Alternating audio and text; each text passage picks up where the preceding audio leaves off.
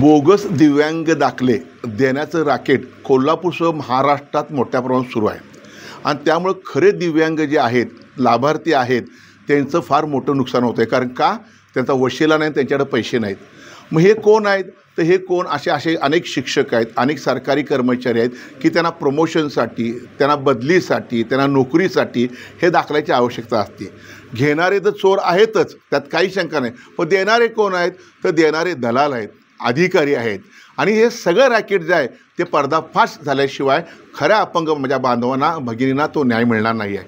आज शिवसेना, उद्धव बाळासाहेब ठाकरे या पक्षाच्या वतीनं आम्ही पुराव्यानिशी सिव्हिल सर्जन, तत्कालीन सिव्हिल सर्जन असून देत, सिव्हिल सर्जन असून देत, संबंधित डिपार्टमेंटचे डॉक्टर असून देत, त्यांनी कसं खोटं नाटक केलं. पहिल्यांदा सांगितलं हृदय शस्त्रक्रिया ह्या व्यक्ती आमच्याकडे झालेली आहे. आता ते सांगतात ह्या व्यक्ती हृदय शस्त्रक्रिया आमच्याकडं, हार्टचं ऑपरेशन आमच्याकडे झालेलं नाही आहे.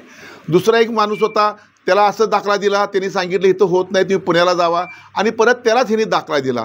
म्हणजे जे रॅकेट तयार झालेलं आहे त्या रॅकेटचा पर्दाफाश करण्याची जबाबदारी आमच्या आबिडकर साहेब पालकमंत्र्यांची, मुश्रीफ साहेबांची आणि या शासनाची आहे.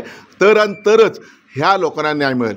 हे जे संबंधित जी लोकं आहेत त्यांची चौकशी करा, ह्यांच्या फौजदारी गुन्हे दाखल करा, ह्यांना गजार करा, आणि नुसतं सस्पेंड नाही, ह्यांना डिसमिस करा नोकरीतनं.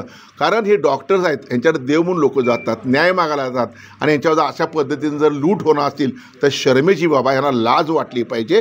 ह्यांना डिसमिस करा, फौजदारी गुन्हे दाखल करा. त्याचबरोबर ह्यांचं रजिस्ट्रेशन कॅन्सल करण्यासाठी मेडिकल काउन्सिल ऑफ महाराष्ट्राकडं ह्यांचा प्रस्ताव ताबडतोब शासनाने पाठवा अशी मी विनंती करत आहे.